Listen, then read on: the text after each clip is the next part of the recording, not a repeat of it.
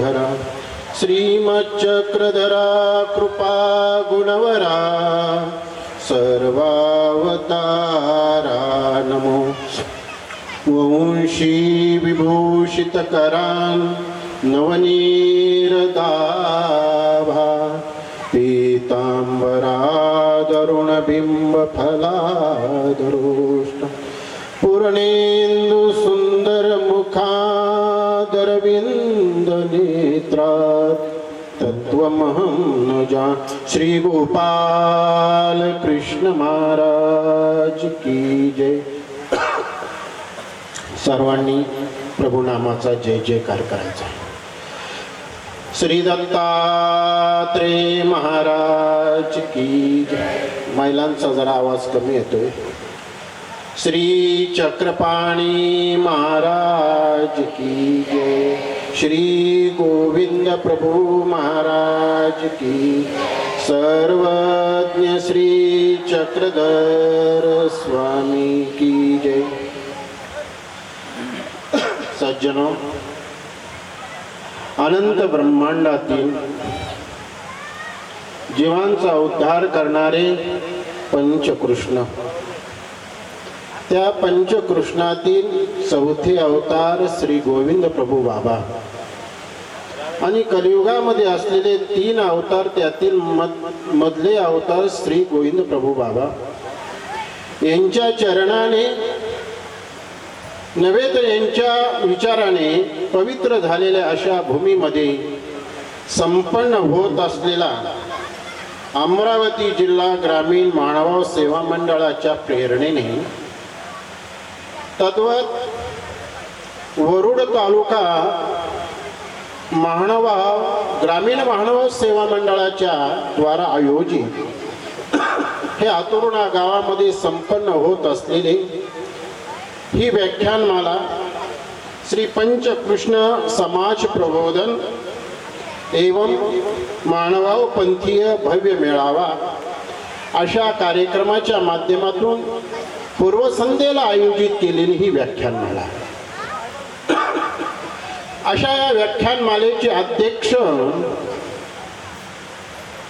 ज्ञान भास्कर, व्याख्यान मार्तंड, सामाजिक आणि धार्मिक कार्याचे आघाडीवर असलेला आमच्या पंथातील एक नेतृत्व,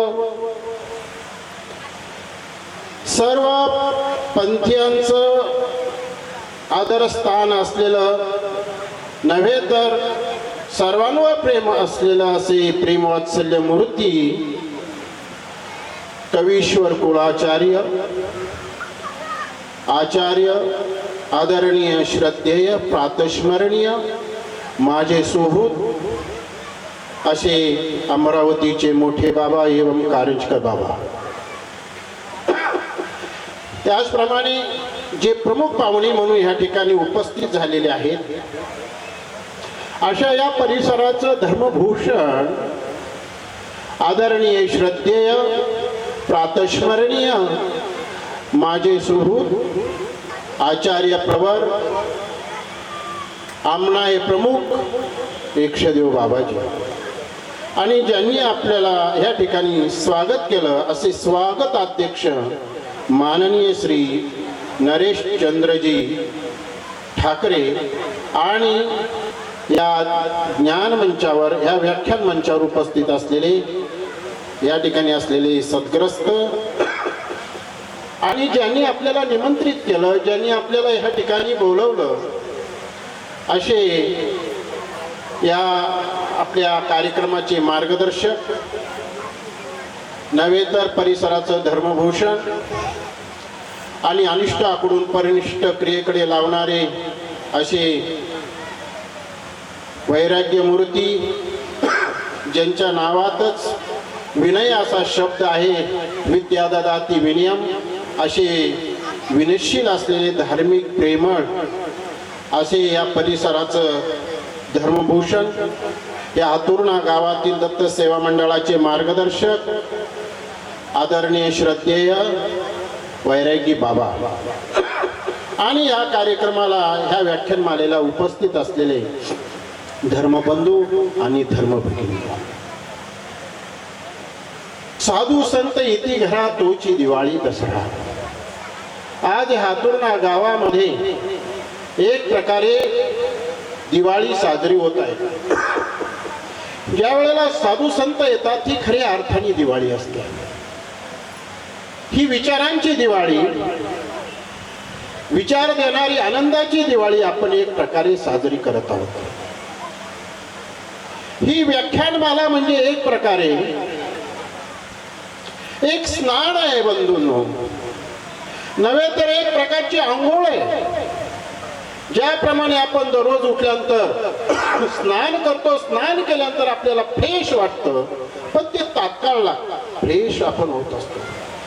पण शाश्वत प्रकारची प्रसन्नता कशातून मिळत असेल, शाश्वत प्रकारचं स्नान कशातून मिळत असेल, तर ही पंचकृष्ण प्रबोधन व्याख्यान मालेतून मिळत आहे असं म्हटलं तर ह्या ठिकाणी वावगं होणार नाही. नव्हे तर सज्जनो, जे स्नान आहे ते स्नान कशाचं आहे? ते इंद्रियांचं स्नान आहे, ते डोळ्याचं स्नान आहे, ते कानाचं स्नान आहे, ते वाणीचं स्नान आहे आणि ते स्पर्शाचं स्नान आहे. एका महान एका विचारवंतांनी म्हटलेले आहे, पापाची वासना नको जाऊ डोळा त्याहुनी आंधळा बरा, निंदेचे श्रवण नको माझ्या कानी बधीर करुनी ठेवी देवा, अमंगळवाणी नको माझ्या मुखा त्याहुनी मुखा बरावी. अशा प्रकारचं इंद्रियांना स्नान घालणारी ही व्याख्यानमाला नव्हे तर ही व्याख्यानमाला काय काम करते? बुद्धीचा जो जडपणा आलेला आहे, बुद्धीचा जो मंदपणा आलेला आहे, ती मंदपणा दूर करण्याचं काम करते. नव्हे तर या वाणीवर जो असत्याचा स्पर्श झालेला आहे, हे वाणी नको त्या गोष्टीमध्ये वायफळ बडबड करीत आहे, त्या वाणीला सत्याचा स्पर्श करून देणारी ही व्याख्यानमाला आहे. नव्हे तर ही पापापासून दूर करणारी व्याख्यानमाला आहे. पाप म्हणजे अनेक प्रकारचे पाप. डोळ्याने पाहणे हे एक प्रकारचं पाप, कानाने ऐकणे हे एक प्रकारचं पाप, वाणीने बोलणे हे एक प्रकारचं पाप. अशी पापाला दूर करणारी ही एक प्रकारची व्याख्यानमाला आहे. नव्हे तर चित्ताला प्रसन्नता, या भौतिक युगामध्ये चित्ताला प्रसन्नता, भौतिक गोष्टीने माणसाला चित्ताला प्रसन्नता मिळू शकत नाही. तुम्ही घरामध्ये चांगल्या प्रकारचा किती कूलर आणला, नव्हे तर टीव्ही आणला, जरी तुम्ही ह्या भौतिक वस्तू आणल्या, तुम्हाला तिथं तात्काळ समाधान मिळेल, पण शाश्वत समाधान मिळणार नाही. आणि म्हणून खऱ्या अर्थाने चित्ताला प्रसन्न करणारी ही व्याख्यानमाला आहे. आणि म्हणून म्हटलेले, आणि नव्हे तर एक प्रकारची माणसाला मान उन्नती देणारी, या चौदेशांत एक कीर्ती पसरवणे, अशा प्रकारची ही व्याख्यानमाला आहे. सत्संगती पुरुषे किम न करोति पुरुषम. आणि म्हणून ही व्याख्यानमाला एक प्रकारचा सत्संग आहे, ही पुरुषाला काय करू शकत नाही, अशा प्रकारची ही व्याख्यानमाला एक प्रकारचं स्नान आहे. आणि अशा या व्याख्यानमालेमध्ये माझ्याकडे श्री गोविंद प्रभू बाबांची सामाजिकता हा विषय माझ्याकडं वैरागी मूर्ती असलेले आमचे विनय दादांनी माझ्याकडे सोपवला. अनंत ब्रह्मांड नायक भगवान श्री चक्रधर स्वामी म्हणतात, नेनी जय श्री प्रभूची लीळा, कवनी वेळा कवना जीवा काय दे. अनंत ब्रह्मांड नायक भगवान श्री चक्र स्वामी देखील सर्व जाणतात, पण आमच्या श्री गोविंद प्रभू बाबांची थोरवी, श्री गोविंद प्रभू बाबांचा मोठेपणा आणि श्री गोविंद प्रभू बाबांबद्दल असलेला आदराचं स्थान, अशा श्री गोविंद प्रभू बाबांबद्दल आमचे सर्वज्ञ श्री चक्र स्वामी म्हणतात, आम्हाला श्री गोविंद प्रभू बाबांचा अंदाज सांगता येत नाही, अंदाज बांधता येत नाही की श्री गोविंद प्रभू बाबा काय करतील हे सांगता येत नाही. आणि अशा श्री गोविंद प्रभू बाबांच्या सामाजिक ह्या विषयावर मी बोलावं. मी म्हणेल की त्यांच्या विषयाने माझी मी वाणी पवित्र करण्याचा ह्या ठिकाणी प्रयत्न करत आहे. माझी वाणी त्यांचं वर्णन करू शकत नाही. त्यांचं जे कार्य आहे ते लौकिक पेक्षा अलौकिक याच्याही पलीकडचं ते कार्य आहे. अशा प्रकारचं गोविंद प्रभू बाबांचं कार्य आहे. तरी देखील मी अल्पसा त्यांच्या कार्याकडे मी एक प्रकारे प्रकाश टाकण्याचा प्रयत्न करणार आहे. श्री गोविंद प्रभू बाबांचा जो अवतार झाला त्या कालखंडाचा जर विचार केला, त्या कालखंडातली विषमता अतिशय उच्च कुटीला नव्हे तर हीन कुटीला पोहोचलेली होती. अशा प्रकारचा तो कालखंड होता.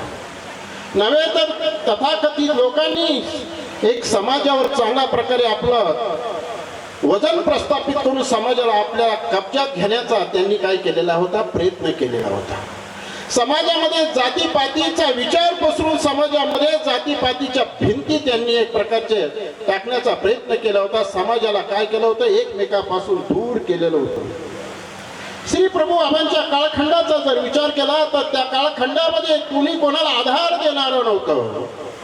नव्हे तर त्या कालखंडातला जर विचार केला, कुटुंब व्यवस्थेतला जर विचार केला, कुटुंब व्यवस्थेमध्ये खानपान देखील एक प्रकारचं विषमतेचं पाहायला मिळतं. नव्हे तर त्या कालखंडातला जर विचार केला, त्या कालखंडातली काही ठराविक लोकांची जर परिस्थिती पाहिली तर सर्वसामान्य जनतेची परिस्थिती अतिशय बिकट होती. आर्थिक परिस्थिती अतिशय बिकट होती.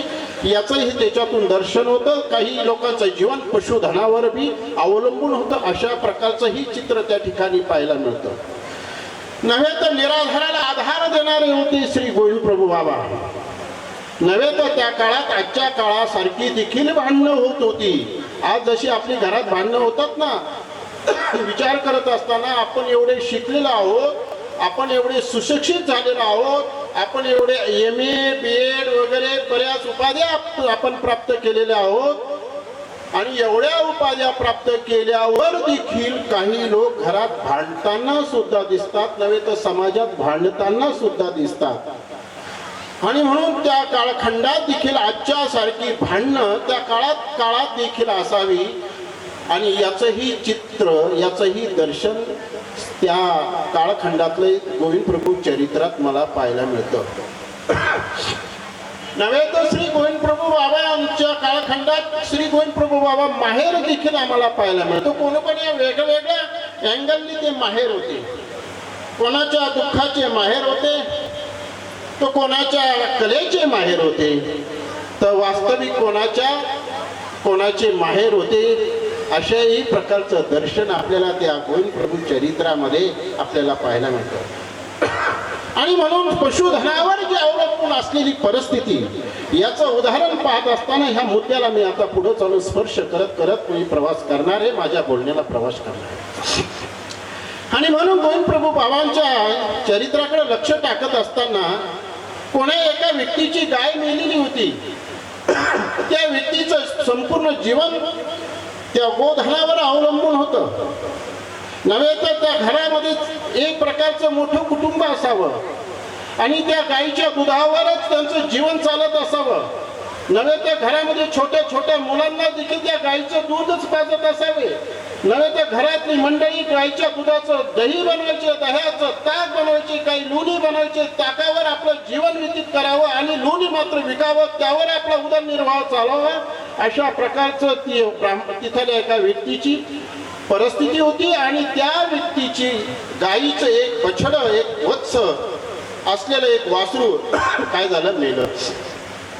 मेल्यानंतर आता करायचं काय, तो हताश झाला. आता काय करायचं, ते वासरू घेतलं त्यांनी. एक तिथं टेकाळी एक ठिकाण आहे, त्याच्याजवळ घोड्याचा एक असं पाग वगैरे बांधण्याचं ठिकाण असं, त्याच्या पलीकडे ते नेऊन टाकलं. आणि ती गोविंद प्रभू बाबा तिथं यायचे.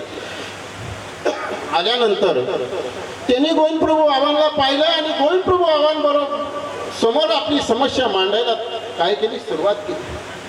म्हणे, गोविंद प्रभू बाबा, आता आम्ही कशावर जगणार, आमच्या गाईचं वासरू मेलं म्हटलं, आमची गाई दूध देत नाही, ती गाई पाणवत नाही.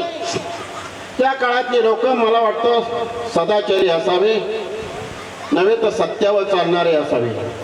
आजचे लोक असते तर त्यांनी काय केलं असतं, गाईचं वासरू मेलं तर मरू द्या, पण त्याच्यामध्ये भुसा भरून त्या गाईच्या पुढे ठेवलं असतं आणि गाईला पाळणवलं असतं. पण गाई तेवढीच हुशार असते, ती म्हणते माझं जे वासरू आहे त्याच्या कातड्याला पाहून मी दूध देते, तुझ्या फसवण्याला पाहून मी दूध देत नाही. आणि म्हणून त्या काळातली लोक सदाचारी असावी, सत्यवचनी असावी. आणि ते मेलेलं गाईचं वासरू त्यांनी दूर टाकलं. गाईला त्यांनी त्या काळात फसवण्याचा प्रयत्न केलेला नाही. गाई कधी फसत नाही. आई आपल्या लेकराविषयी कधीही फसत नसते. आणि असं त्या ठिकाणी गोविंद प्रभू बाबा आल्यावर त्यांनी आपली समस्या सांगायला सुरुवात केली. प्रभू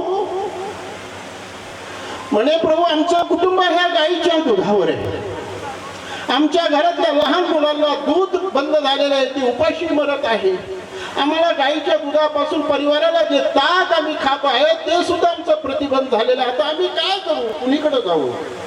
गोविंद प्रभू बाबा म्हटले, अहो मेली जाय म्हणे, जीवावावे म्हणे, जील म्हणे. गोविंद प्रभू बाबांची भाषा, काही शब्द त्यांचे महत्वाचे आपल्याला ऐकायला मिळतात. गोविंद प्रभू बाबा जास्त बोलले नाही, पण ठराविक वाक्य मात्र त्यांचे आपल्याला पाहायला मिळतात. काय म्हणले? अहो मेली जाये जीवावे म्हणे, जील म्हणे, न जिये म्हणे, अहो मेली जाये जीलच म्हणे. आणि असं म्हटले, अहो मेली आणावे म्हणे, न आणावे म्हणे. शेवटचं वाक्य असं असायचं, ते सत्यच असायचं, आणावेची म्हणे. असं म्हटल्यानंतर श्री गोविंद प्रभू बाबा तिथून निघाले आणि जिथं ते वासरून टाकले होतं तिथं ते पोहोचले. आणि पोहोचल्यानंतर त्यांच्याबरोबर मांदी निघाली. म्हणजे गावातले बरेच मुलं देखील पाठीमागे निघाले. श्री गोविंद प्रभू बाबा जसं काय त्यांचं नेतृत्वच करत आहेत. ते पाहण्यासाठी श्री गोविंद प्रभू बाबा कशा प्रकारे वासराला जिवंत करतात असं पाहण्यासाठी निघाले. सगळे मुलं निघाले. पाठीमागून ज्याची गाय होती ते देखील आले. श्री गोविंद प्रभू बाबा आले, तिथं पाहिलं, आपली कृपा दृष्टी टाकली. टाकल्याबरोबर ते गाय वासरू काय झालं, जिवंत झालं. गोविंद प्रभू बाबांनी एक खडा मारला. नव्हे ती शिफ्टी झाली, आगाय मेली म्हणे, उठी उठी का उठत नाही म्हणे. अशा प्रकारे श्री गोविंद प्रभू बाबांनी त्या वासराला जिवंत केलं. आणि नव्हे त्या वासराला घेऊन आणि ते वासरू ज्याचं होतं त्याला सुपूर्द केलं. आणि ते वासरू घेऊन त्याने काय केलं, त्या गाईच्या सडाला लावल्याबरोबर त्या गायीनं दूध द्यायला सुरुवात केली. आणि तो म्हणू लागला, राऊळ माय राऊळ, ईश्वर राऊळाने आम्हाला राखलं. अशा प्रकारची ती गोविंद प्रभू बाबांनी त्या कुटुंबाला आधार देण्याचा प्रयत्न केला. गोविंद प्रभू बाबा एक प्रकारचे आधार होती. ही एक प्रकारची सामाजिकता आपल्याला त्या ठिकाणी मिळते.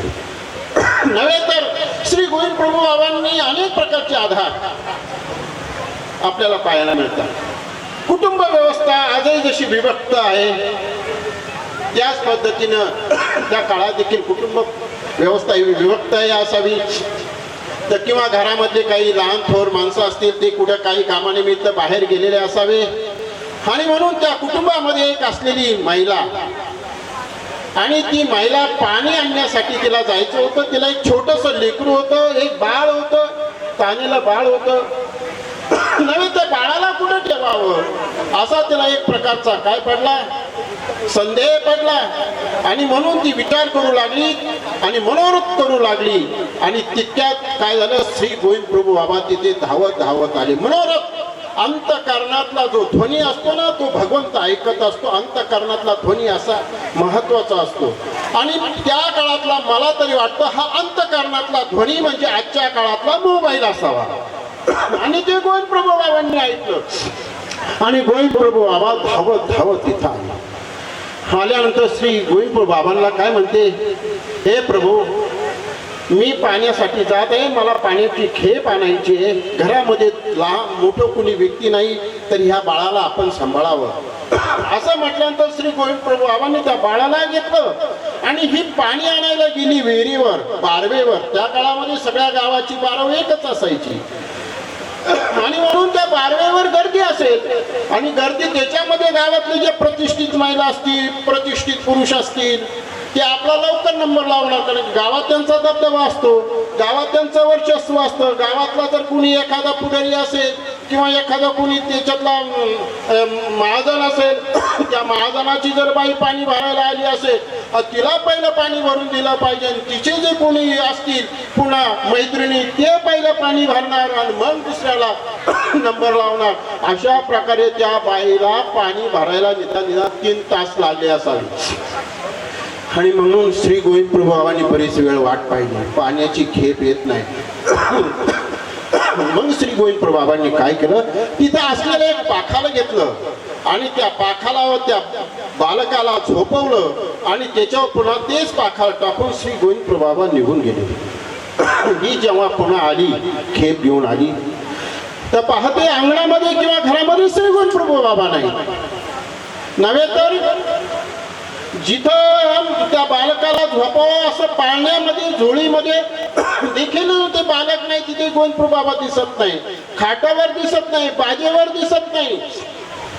मग ती घाबरली होती. शेजाऱ्याला विचारायला, का हो म्हणले, रावळाने तुमच्याकडे माझं मूल दिलं का? ते म्हटले, कसं शक्य आहे, आमच्याकडे रावळाने मूल दिलं नाही. अरे म्हणजे तुला कळत नाही, राऊळ वेडेत, राऊळ पिशेत.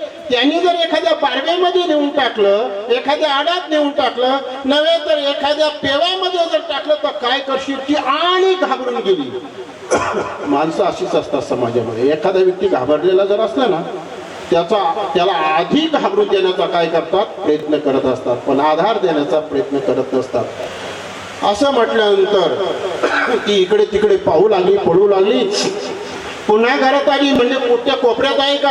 आणि ती कोपऱ्यात गेल्यानंतर त्या ठिकाणी काय झालं, एक हल्ल्यासारखं दिसलं आणि त्या ठिकाणी ती काय गेली, पाहिलं तर ते मूल त्या पाखालावर झोपलेलं होतं, वरून पाखाल टाकलेलं होतं. नव्हे तर पाय उघडून पाहिलं तर ते मूल इतकं सुंदर झोपलं होतं, एवढ्या प्रसन्नतेने झोपलं होतं. आतापर्यंत ती म्हटली, माझ्या मांडीवर नव्हे तर माझ्या सासूबाईच्या मांडीवर नव्हे तर मुलाच्या आजोबाच्या मांडीवर असं कधी ते मूल झोपलं नाही. एवढी गोड झोप आणि एवढा चेहरा प्रसन्न. आणि त्या मुलाला घेतलं आणि आपल्या छातीला लावलं, इकडून तिकडून त्या मुलाचे मुके घेतले आणि म्हटले, राऊळ माय, राऊळ आणि राखलं, राऊळ जतन करतील, राऊळ त्रास देतील, शक्य नाही. अशा प्रकारे त्या महिलेचे देखील काय झाले, श्री गोविंद प्रभू बाबा एक प्रकारचे माहेर झाले. आणि म्हणून विचार करत असताना, त्या काळातल्या विषमतेकडे पाहत असताना, समाजाने एक प्रकारच्या तथाकथित लोकांनी या समाजावर वर्चस्व प्रस्थापित केलेलं होतं.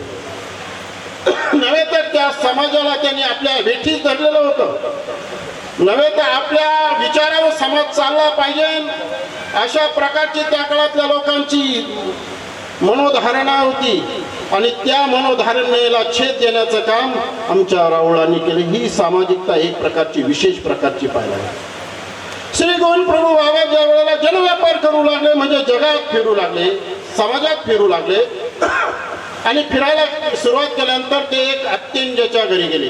अत्यंज म्हणजे एक प्रकारचा क्षुद्र म्हटलेला आहे, त्याला अतिक्षुद्र म्हटलेलं आहे, त्याला चांडाळ म्हटलेलं आहे. अशा प्रकारची लोक समाजामध्ये होती.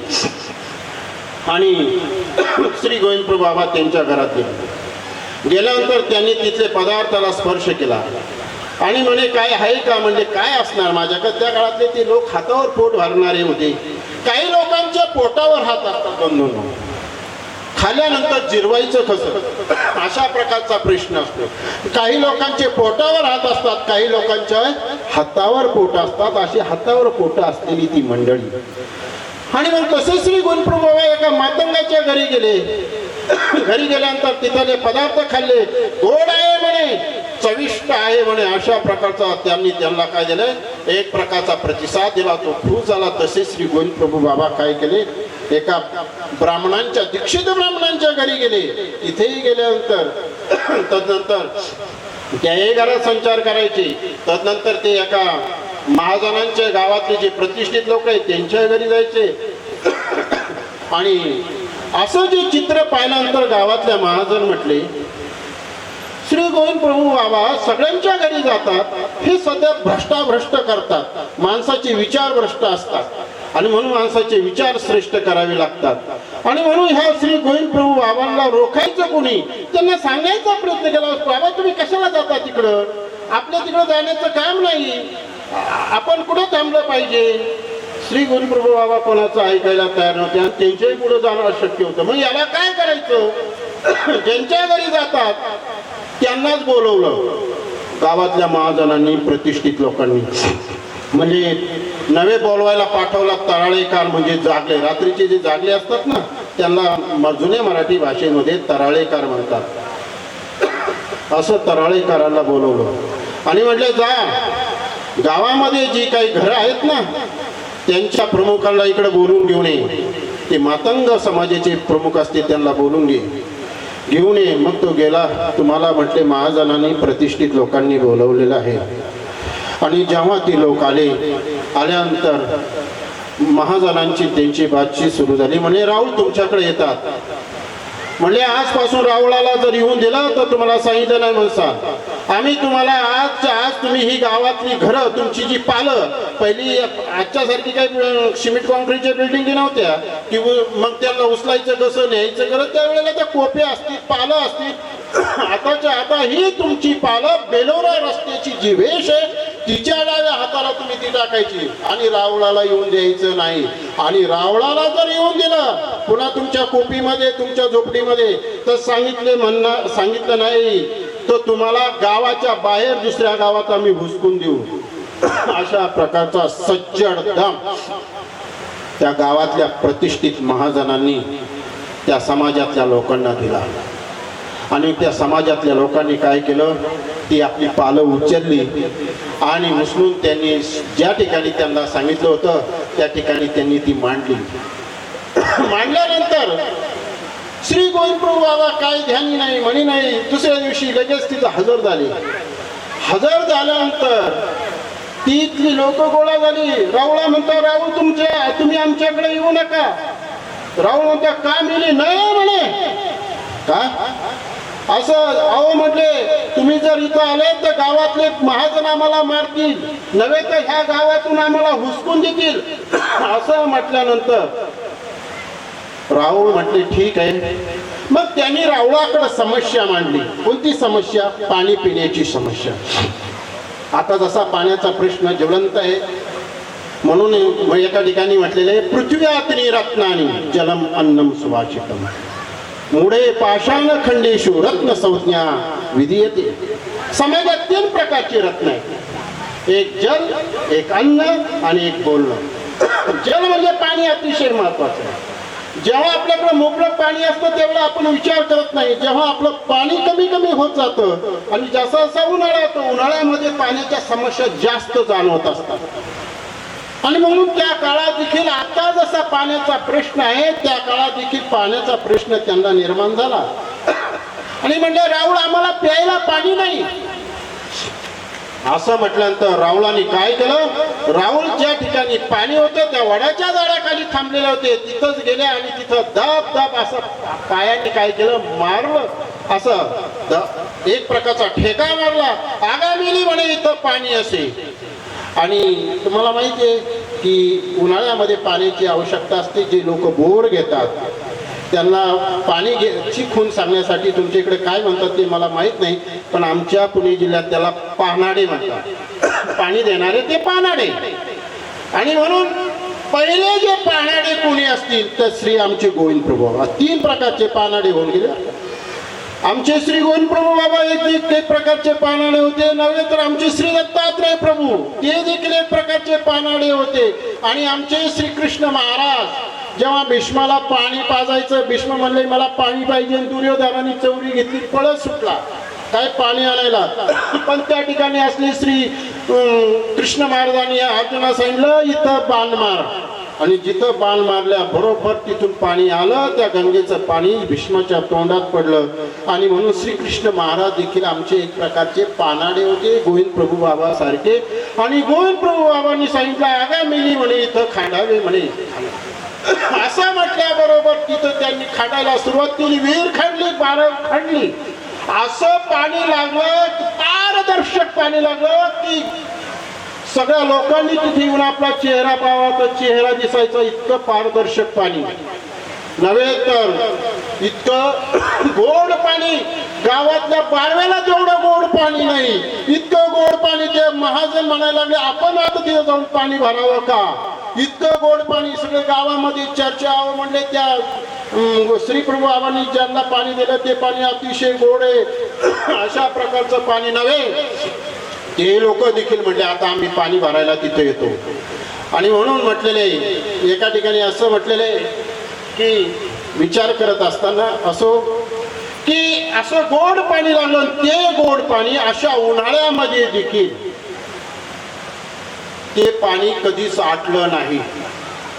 इतकं उन्हाळ्यात देखील ते पाणी टिकून राहिलं. अशा प्रकारची श्री गोविंद प्रभू बाबांनी समाजातली असलेली विषमता एक प्रकारचे दूर करण्याचं काम त्या काळामध्ये श्री गोविंद प्रभू बाबांनी केलेलं आहे. ही समाजाची विषमता, आपण सर्व एक आहोत. कबीरा कुआ एक है, पानी भरे आले. अरे भांडे भांडे में भेद है, सब में पानी एक.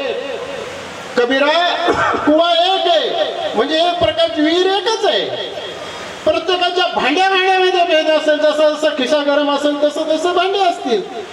जसा पैसा असेल, एखाद्याचं तांब्याचं भांडं असेल, एखाद्याचं पितळाचं भांडं असेल, एखाद्याचं लोखंडाचं भांडं असेल. एखाद्या व्यक्तीचं तेलाचा जो डबा असतो 15 किलोचा, ते तेल संपल्यानंतर ते भांडं असेल पाणी भरायचं, पण त्या सर्व भांड्यामध्ये मात्र पाणी एक असतं. आणि म्हणून सर्वांमध्ये आत्मा एकच आहे. सर्वांचा आत्मतत्वाने जर पाहिलं तर कोणाला त्रास झाला नाही पाहिजे. सगळ्यांच्या ठिकाणी, आपल्या सर्वांच्या ठिकाणी समता आली पाहिजे, समर्पणता आली पाहिजे, सौम्यता आली पाहिजे, नव्हे तर संयम आपल्या ठिकाणी आला पाहिजे. अशा प्रकारचं कार्य श्री गोविंद प्रभू बाबांनी त्या काळामध्ये सुरू केलं. म्हणून श्री गोविंद प्रभू बाबा आद्य समाज सुधारक होते. असं म्हटलं तर या ठिकाणी वावग होणार नाही. श्री गोविंद प्रभू बाबा हे आद्य समाज सुधारक होते. 800 वर्षापूर्वी त्यांनी समाज सुधारणेचा विडा, समाज सुधारणेचा संकल्प त्या काळामध्ये श्री गोविंद प्रभू बाबांनी आरंभ केलेला आहे. आणि म्हणून विचार करत असताना, सामाजिक क्षेत्राचा विचार करत असताना अशा प्रकारे समाजामध्ये श्री गोविंद प्रभू बाबांनी काम केलेलं आहे. नव्हे तर श्री गोविंद प्रभू बाबा एक प्रकारचे माहेर होते. म्हणजे माहेर अनेक प्रकारचे, प्रत्येक व्यक्तीला वेगवेगळ्या पद्धतीने माहेर होते श्री गोविंद प्रभू बाबा. आणि म्हणून माहेरचा विचार मांडत असताना, माहेर म्हणजे एक प्रकारचं मोकळं वातावरण, माहेर म्हणजे एक प्रकारचं प्रसन्न वातावरण. सासर आणि माहेर मध्ये बरंच अंतर आहे. सासर मध्ये एक प्रकारचं आपल्याला नियमात चालावं लागतं, आदावीने चालावं लागतं. चालताना देखील एक प्रकारचं नियमातला धरून चालावं लागतं. बोलताना देखील वाणीला संयम ठेवावा लागतो सासरमध्ये वावरताना. पण माहेरी वावरताना मात्र मोकळेपणा, मुक्तपणा असतो. त्याला माहेर म्हणतात. माहेरी माणसाने किती वाजता उठावं असं नियमच नसतो. पण सासरला सकाळी 6 वाजता उठलंच पाहिजे, 5 वाजता उठलंच पाहिजे, अंगणात सडा टाकलाच पाहिजे, अंगणामध्ये रांगोळी टाकलीच पाहिजे. काय शेतकरी असेल तर गायांचं धुवण केलंच पाहिजे, सकाळी उठलं पाहिजे. आता सारख्या चक्क्या पूर्वी नव्हत्या. सकाळी 5 वाजता उठून प्रत्येक महिलेला दळावं लागायचं, ते दळण दळलंच पाहिजे. असं सासरवाडीचा एक प्रकारचं एक नियमावली ठरलेली असते. सगळ्यांना धरून चालावं लागतं. आणि माहेरी एक प्रकारचं मुक्त वातावरण असतं. किती वाजता उठले, सूर्य जेव्हा दिसेल तेव्हा मग उठायचं. मग सूर्य, एक व्यक्ती म्हटलं तुला सूर्य किती वाजता दिसतो? तो म्हटला मला सूर्य पश्चिमेकडून जेव्हा येतो तेव्हा मी उठतो. हे माहेरचं वातावरण इतकं मोकळं असतं. आणि असं माहेर, आणि माहेर म्हणजे असं एक प्रकारचं मी कल्पना करत असतो. माहेरचं वातावरण म्हणजे हेरगिरी करणे. भावाचं कसं चाललेलं आहे, भावाची पत्नी भावाला व्यवस्थित खाऊ घालते किंवा नाही, भावाची काळजी घेते किंवा नाही, आईची काळजी घेते किंवा नाही. अशा प्रकारे तिथलं वातावरण पाहिल्यानंतर आईला सांगणार हेरगिरी करणे. हेही काम माहेरची एखादी मुलगी करत असते, त्याला माहेर म्हणतात. पण माहेर खऱ्या अर्थाने हे माहेर म्हणजे मुक्त प्रमाणे चालणं, याला माहेर म्हटलेलं आहे. आणि म्हणून गोविंद प्रभू बाबा कोणाला कशा कशा प्रकारचे माहेर होते यावर प्रकाश टाकत असताना, आळसपूरची एक सामान्य वनिता म्हणजे जिला वारंगणा म्हणतात, जिला वेश्या असं म्हणतात, सर्व समाजाने तिला एक प्रकारचं तिला विरोध लावलेला असतं, अशी असलेली ती वारंगणा. आणि जेव्हा तिथली लोक रामयात्रेच्या निमित्ताने निघाले आणि त्यांच्याबरोबर ही देखील निघाली, आणि निघाल्यानंतर ती जेव्हा ही सगळी मंडळी एका मंदिरामध्ये पोहोचली, त्या ठिकाणी असलेल्या नगरेश्वराचं मंदिर, त्या मंदिरामध्ये ती उतरली. आणि उतरल्यानंतर त्या चौकामध्ये तिने काय केलं, आपला मुक्काम ठोकला. आणि काही सायंकाळचा 4 वाजेचा समय असेल, तिचे जोडीदार नसतील, तिचे मैत्रिणी असतील, तिची मैत्रिणी वगैरे, ते काय झाले बाजारला गेले. आणि बाजारला गेल्यानंतर हिच्या पाठीला एक प्रकारचा आपण फोड आलेला होता आणि तो फोड अशा प्रकारचा होता की तो अतिशय दुखत होता आणि ती वेदना तिला असह्य झालेल्या होत्या आणि इतक्या वेदना झाल्यावर तिला काही सुचत नव्हतं. ज्या माणसाला जास्त वेदना होत असतात, त्रास होत असतो, दुःख होत असतं, त्या व्यक्तीला जर तुम्ही म्हटले घ्या आता तुम्हाला पोळीचं जेवण, तो माणूस जेवण का? त्याच्या जिभेला चव नाही. जे दुःख वेदनेमध्ये तो अडकलेला आहे त्याला कोणतेही जेवण देण्याचा प्रयत्न केला तर त्याला ती चव लागणार नाही. तो म्हणतो माझं इथं काय चालेल, तू कुठे मला पोळीच्या जेवणाचं एखादं निमंत्रण देतो. अशा प्रकारचं असलेलं अतिशय त्रावक वेदना होत होत्या आणि त्या ठिकाणी वेदना होत असताना ज्या वेळा म्हटलेलं आहे दुःख में सिमरन सब करे सुख में करे न कोई, जो सुख में सिमरन करे दुःख कहा की होय. जो माणूस सुखामध्ये स्मरण करतो, सुखामध्ये भगवंताची आठवण करतो, पैसा भरपूर आहे, संपत्ती आहे, वैभव आहे, गाडी आहे आणि अशा वेळेमध्ये आपण जर भगवंताची आठवण केली तर भगवंताला वाटतं ठीक आहे काहीतरी करतोय, माझं नाव घेतोय. पण दुःख आल्यावर तर सगळेच नाव घेत असतात. दुःख माणसाला ताप आल्यावर सगळेच लोक डॉक्टरची आठवण करतात. का डॉक्टरची आठवण करायला देखील थोडा खिशाचा विचार करावा लागतो. तसं भगवंताच्या नावाची आठवण करायला काही खिशाचा विचार लागत नाही. आणि म्हणून तिनं काय केलं, भगवंताच्या नावाचा धावा चालू केला. धावगा देवा पावगा देवा असं जेव्हा तिनं म्हणायला सुरुवात केली आणि असं म्हटल्यानंतर श्री गोविंद प्रभू जिथं होते तिथे धावत आणि ती त्या ठिकाणी आले आणि आल्यानंतर श्री गोविंद प्रभू बाबा म्हणतात आगा मेली दुखत आहे म्हणे. असं म्हटल्यानंतर श्री गोविंद प्रभू बाबाने काय केलं, जिथं तिला आपल्या इकडल्या भाषेत काय म्हणतात बद येणं म्हणतात फोड येणं, जिथं तो फोड आलेला होता, मोठा फोड आलेला होता, त्या फोडावर श्री गोविंद प्रभू बाबांनी पाय दिला. पाय देऊन जोरात दाबल्याबरोबर त्याच्यातली जी घाण होती, जे रक्त होतं, संपूर्ण त्या मंदिराचा जो सभा मंडप होता त्या सभा मंडपामध्ये ते रक्त उडालं. आणि श्री गोविंद प्रभू बाबा म्हणे आता मेली दुखत आहे. नाही म्हणे आतापर्यंत दुखत होतं, आता निर्गुण माझं दुःख दूर झालं. आणि असं श्री गोविंद प्रभू बाबांनी तिचं दुःख दूर केलं, निघून गेले. जेव्हा तिच्या मैत्रिणी होत्या, जेव्हा तिचे कोणी होते ते तिथं आले, पाहिलं तो सगळा सभागृह, तो चौक सगळा रक्ताने, दूषित रक्ताने भरलेला आहे. आणि त्यांनी काय केलं, तो चौक वगैरे पुसून काढला. पुसून काढल्यानंतर ते रक्त वगैरे तिच्या पाठीवरचं जे काय घाण होती ती स्वच्छ केली आणि बांधली आणि ती जखम बांधली. म्हणजे आता चला जाऊ आपण रामयात्रेला. तर ती बाई काय म्हणते, ती वारंगणा काय म्हणते, सामान्य वनिता काय म्हणते, माझी रामयात्रा इथे झाली, माझा माहेर मला इथेच भेटलं, मला भेटले राऊळ ईश्वर आणि खऱ्या अर्थाने दुःखितांचं माहेर असलेले श्री गोविंद प्रभू बाबा मला इथेच भेटले. अशा प्रकारे श्री गोविंद प्रभू बाबा तिचे माहेर झाले. नव्हे तर श्री गोविंद प्रभू बाबा एका कलेचे माहेर घर होतं. श्री गोविंद प्रभू बाबा जेव्हा देऊळ वाड्याला पोहोचले, देऊळ वाड्या पोहोचल्यानंतर तिथं नरसिंहाचं मंदिर होतं. नरसिंहाच्या मंदिराचा मोठा एक प्रकारे दबदबा होता. सगळ्या परिसरामध्ये नरसिंह नावाचं मंदिर एक प्रकारचं जागृत देवस्थान होतं. नव्हे तर त्या मंदिरामध्ये सतत कीर्तन प्रवचन, नव्हे तर त्या ठिकाणी वेगवेगळ्या पद्धतीचे कार्यक्रम चालायचे. त्या ठिकाणी असलेले पेखणेकार म्हणजे नृत्यकार ते देखील त्या ठिकाणी आलेले होते. आणि श्री गोविंद प्रभू बाबा त्या ठिकाणी विराजमान होते. त्यातील एक नृत्यांगना असेल ती श्री गोविंद प्रभू बाबांच्या समोर आली.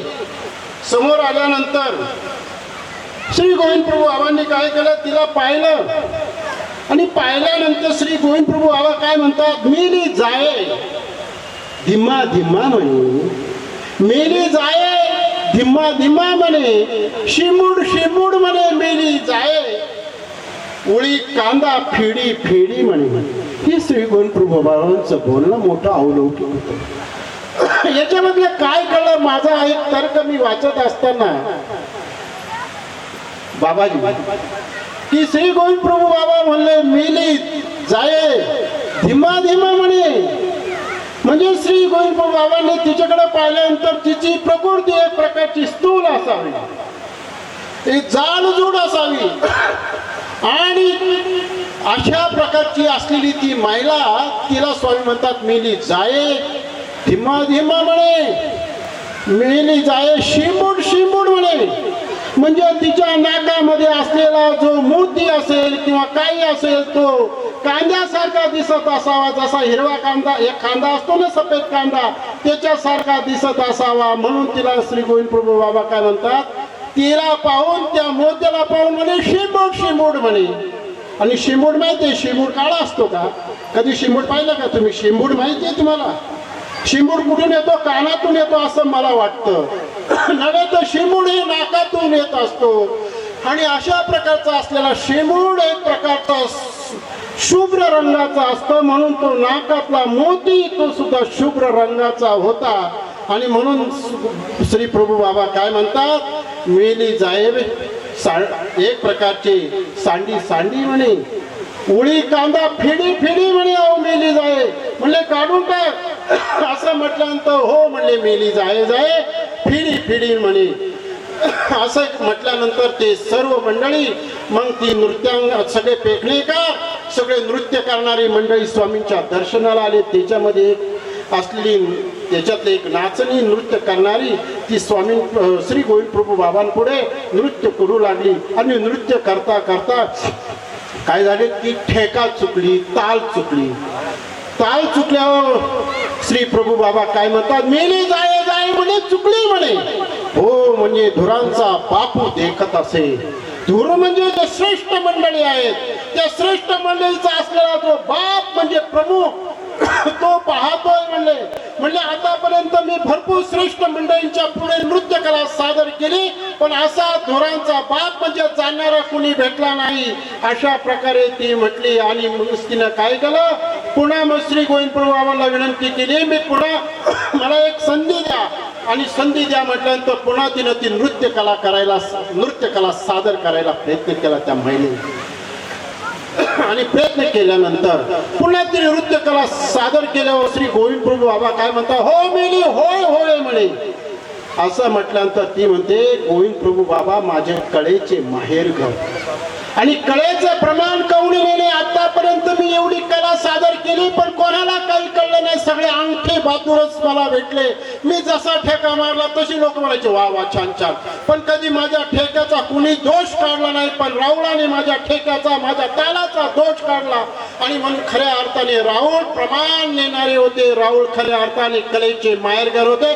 जेवढ्या महाराष्ट्रातले कलाकार आहेत त्या कलेचं एक प्रकारचं माहेरघर कोण असेल, श्री गोविंद प्रभू बाबा.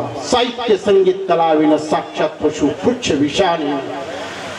एका व्यक्तीने म्हटलेलं की साहित्य, ज्या व्यक्तीचं साहित्य नाही, संगीत नाही, कला नाही, असा व्यक्ती समाजामध्ये एक प्रकारचा काय असतो, पशु म्हटलेला आहे. म्हणून मानवी जीवनामध्ये कोणती ना कोणती एखादी गोष्टी माणसाकडे असली पाहिजे. एक तर कला असली पाहिजे, एक तर संगीत असलं पाहिजे. आणि नसेल तर तो एक प्रकारचा व्यक्ती, पुष्य नसलेला एक प्रकारचा प्राणी असं म्हटलेले. अशा प्रकारे श्री गोविंद प्रभू बाबा कलेचे माहेर होते. नव्हे तर श्री गोविंद प्रभू बाबा एका व्यक्तीचे सुनेचे देखील माहेर होते. आणि म्हणून सुनेचं माहेर कशा प्रकारचं असतं या संदर्भामध्ये विचार करत असताना, सावळापूरची असलेली ती ब्राह्मणाची एक सून, तिला आई नव्हती, तिला वडील नव्हते, तिला भाऊ बहीण वगैरे काहीच नव्हते. सोयराधार्याने ती दुर्बल असलेली, गरीब असलेली, दरिद्री असलेली ती महिला होती. येण्यार्थी दरिद्री, तिला आई नाही, बाप नाही, वडील नाही, बिचारी गरीबच म्हणायची. आणि ही असलेली महिला, आणि त्या काळात देखील सासुरवास होत असावा याचं दर्शन त्या चरित्रातून आपल्याला पाहायला मिळतं. महिलांच्या दृष्टिकोन पाहत असताना महिलांचा काय करत असतात, एक प्रकारे द्वेष करत असतात. पुरुष कोणी मंडळी एवढा द्वेष करत नाही, पण महिलाचा द्वेष करत असतात. महिलाला कमी लेखण्याचा प्रयत्न करतात आणि महिला कमजोर करण्याची प्रयत्न करत असते. ती एकच महिला आहे ना. महिला जी सून असते ती सून महिला कधीतरी सासू होणारच आहे ना. तिलाही एक मुलाचं लग्न झाल्यानंतर प्रमोशन भेटणारच आहे ना, आणि म्हणून त्या काळात देखील सासुरवास चालत असावा. मी सासुरवास नावाचा माझा एक प्रबंध आहे, एक लेख आहे. मी अनेक विचार करत असताना मी अलीकडच्या काळामध्ये व्याख्यानं कमी देत होतो. 2 वर्षापासून शक्यतो व्याख्यानेच कमी केली. माझं लिखाण चालू आहे, पण पूर्वीचा असलेला अल्पसा अनुभव, त्या अनुभवाच्या जोरावर मी आज तुमच्याशी संवाद साधत आहे. आणि म्हणून माझं जे लिखाण आहे त्याच्यामध्ये सासुरवास नावाचा मी एक लेख लिहिलेला होता. त्याच्यामध्ये मी अर्थ केला. सा म्हणजे चांगला, सूर म्हणजे वाणी, आवाज, वास म्हणजे निवास, म्हणजे ज्येष्ठ लोकांचा असलेला जो वास त्याला सासुरवास म्हटलेला आहे, असा मी अर्थ केलेला आहे.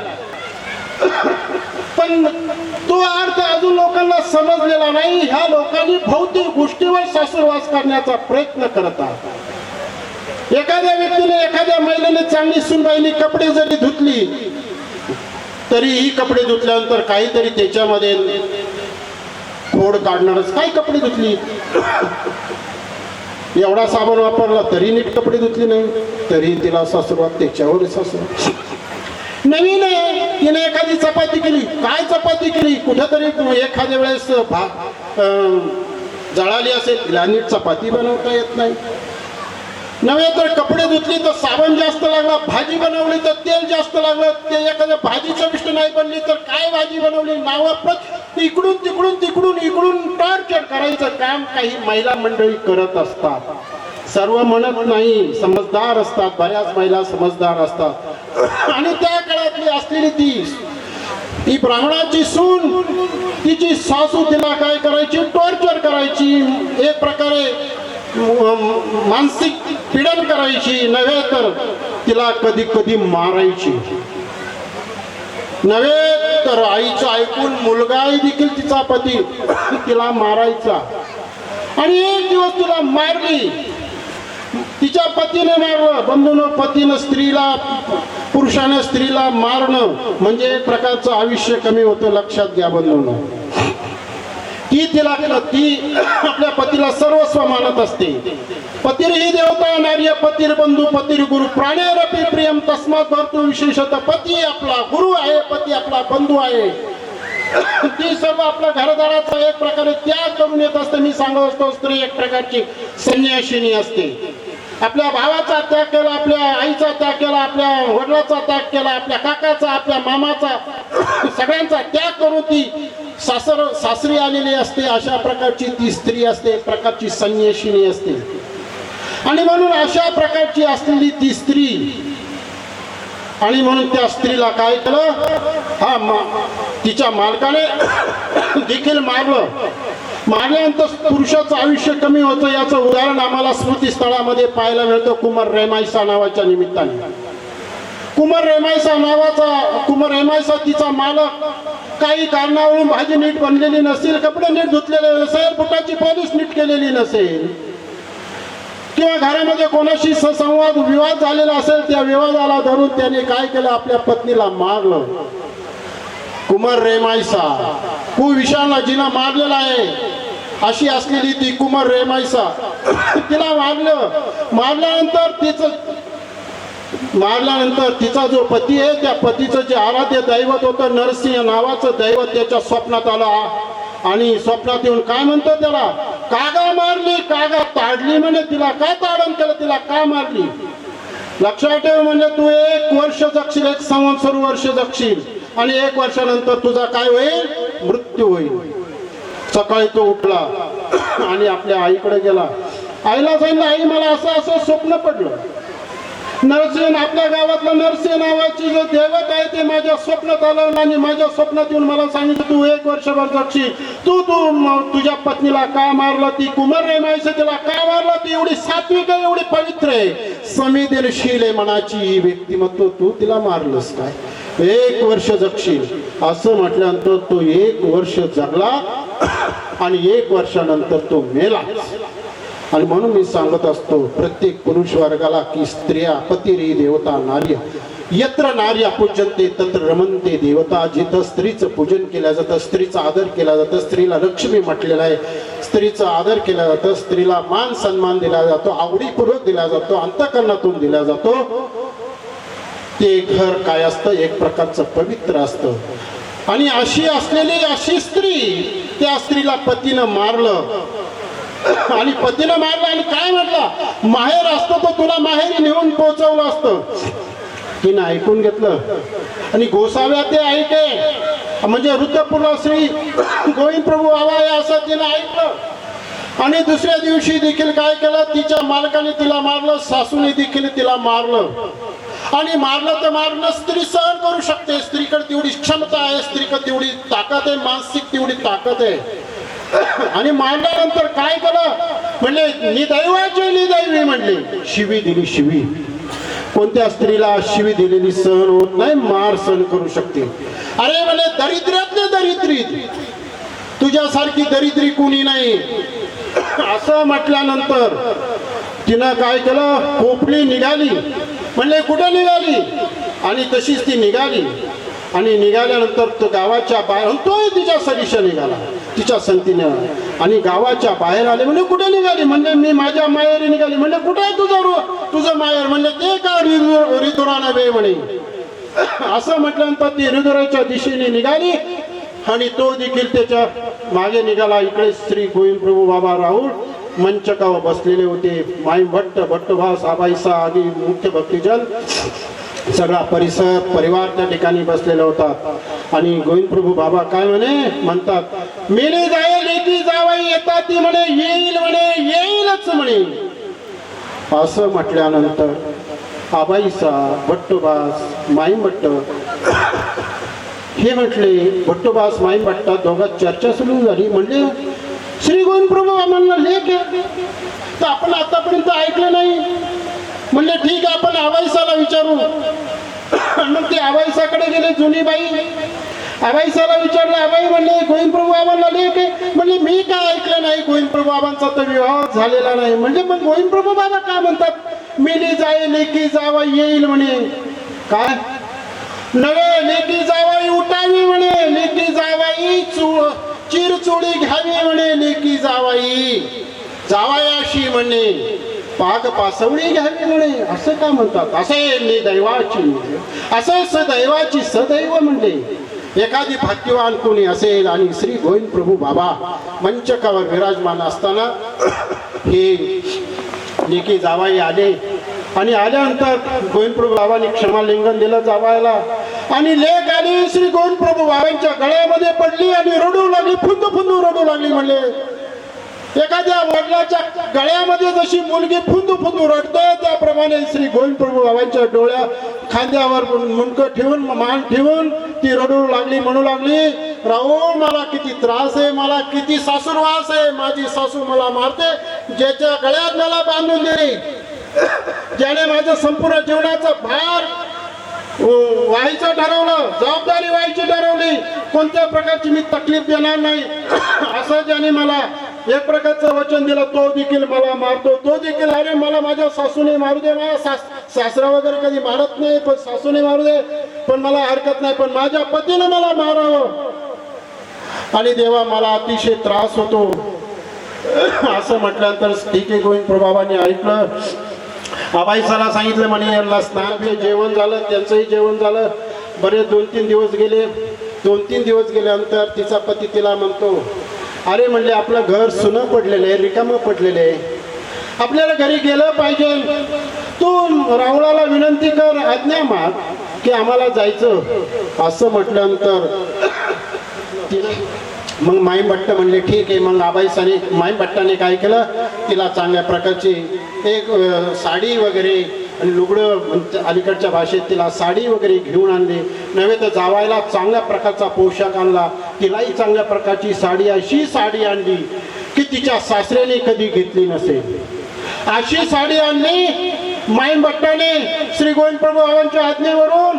पैठणी साडीला काय करता, फिक्की साडी, अशा प्रकारची साडी आणली आणि त्याला असा प्रकारचा ड्रेस आणला. काय सांगायचं, तो म्हटला माझ्या बापाने कधी मला अशा प्रकारचा ड्रेस घेतला नाही, असं हे पासवडी घेतली नाही नव्हे तर माझ्या मामाने घेतली नाही, माझ्या काकाने घेतली नाही, अशा प्रकारची पासवडी, अशा प्रकारचा ड्रेस घेतला जावयाला. आणि स्नान केल्यानंतर, जेवण केल्यानंतर ते कपडे घालून श्री गोविंदप्रभू बाबाकडे दर्शनाला आले. श्री गोविंदप्रभू बाबांचं दर्शन घेतलं. आता आम्ही निघतो. आणि अशा प्रकारे ते बाहेर निघाले. सावळापूरला निघायला माईमभट्ट भट्टोबास निघाले. भट्टोबास माईमभट्ट जावायला काय म्हणतात, ही गोविंदप्रभू बाबांची लेक आहे म्हणले, आता हिला सासुरवास करणार का? नाही म्हणले, आम्हाला तर चांगलं माहेर भेटलं, आम्हाला चांगला सासरा भेटला, एवढा मोठा श्रीमंत सासरा भेटला, काही इतिहासात कोणाला अशा प्रकारचा सासरा भेटला नाही, अशा प्रकारचा सासरा मला भेटला. आणि अशा प्रकारे काय केले, ते आपल्या सावळापूरला आले.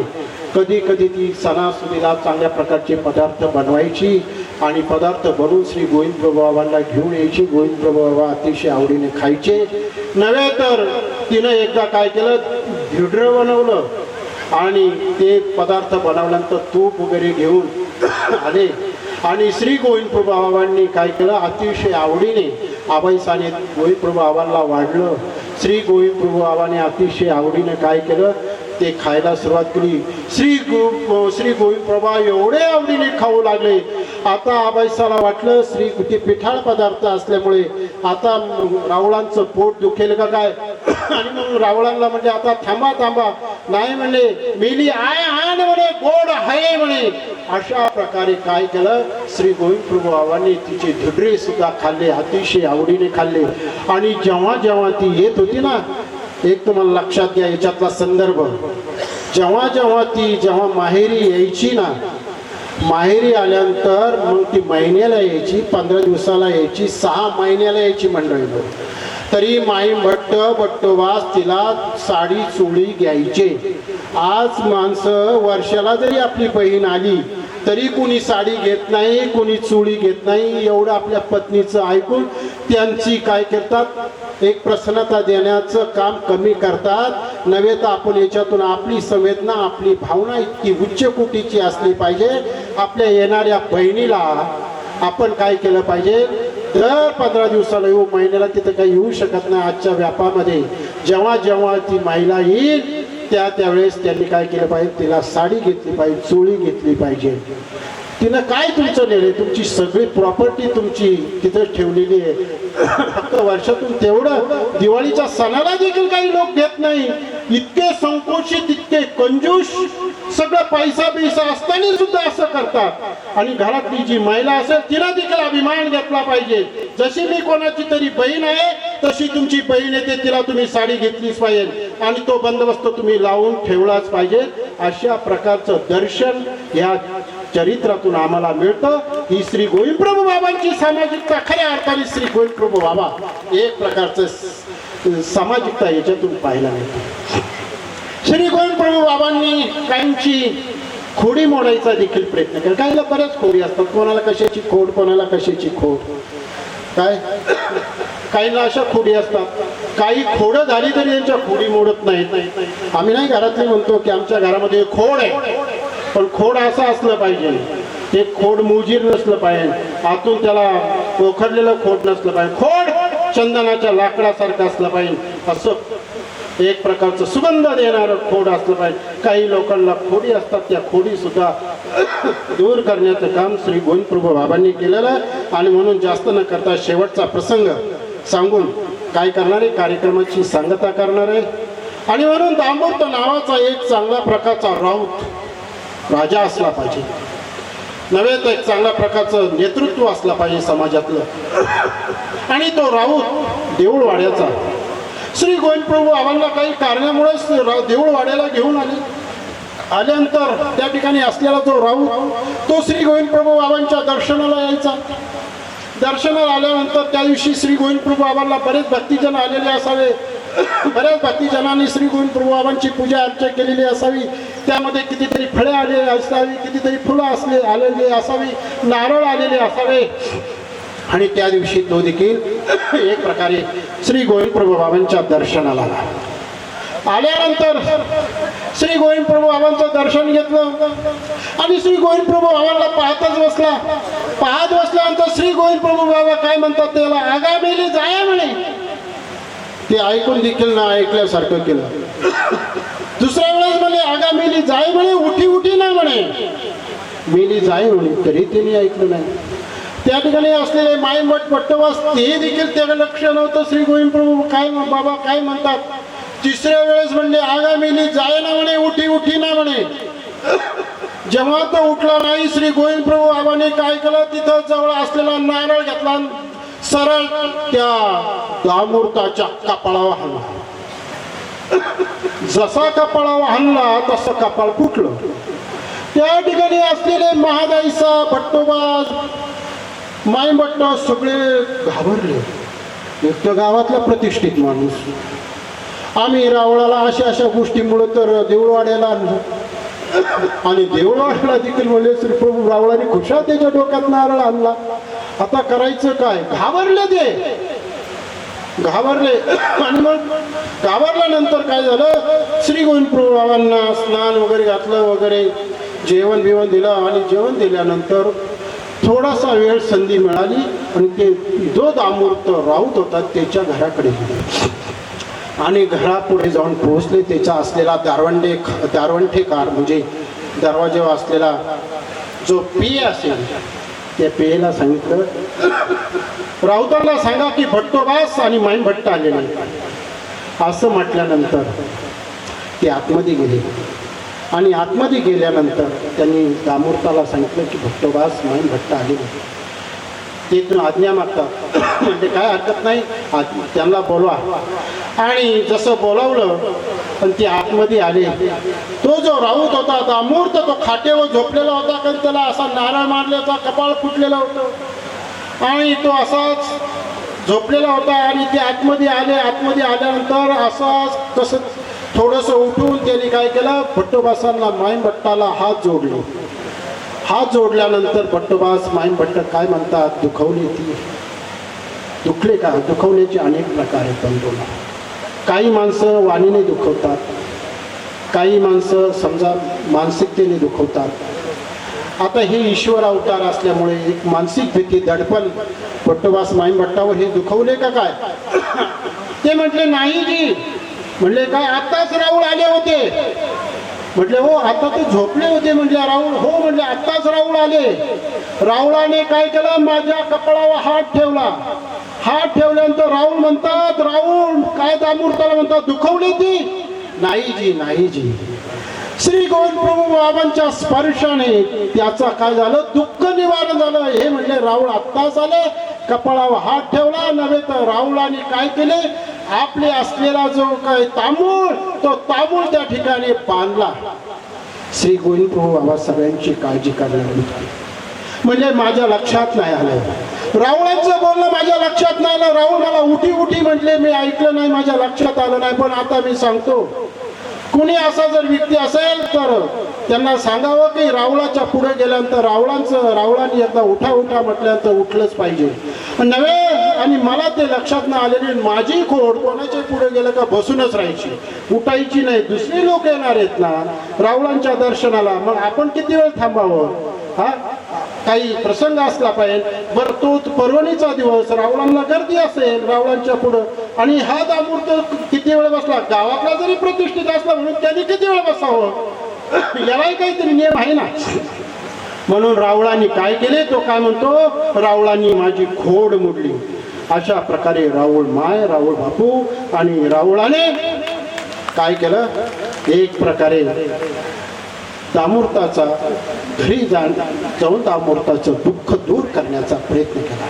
म्हणून जीवनामध्ये चालत असताना श्री गोविंद प्रभू बाबांचं कार्य, सामाजिक कार्य अनेक प्रकारचं आहे. नव्हे तर श्री गोविंद प्रभू बाबांनी आधार कोणाची पाटण घासली, श्री प्रभू बाबांच्या संदर्भामध्ये घरोघरी फिरायची, याच्या घरात त्याच्या घरात, त्यांना कुठलाच काही हे नव्हतं, नियम नव्हता. एका बाईला पाटण घासण्यापर्यंत श्री गोविंद प्रभू बाबांनी काय केलं, कार्य केलं. श्री गोविंद प्रभू बाबांच्या मनामध्ये काय नव्हता, एक प्रकारचा विकल्प नव्हता.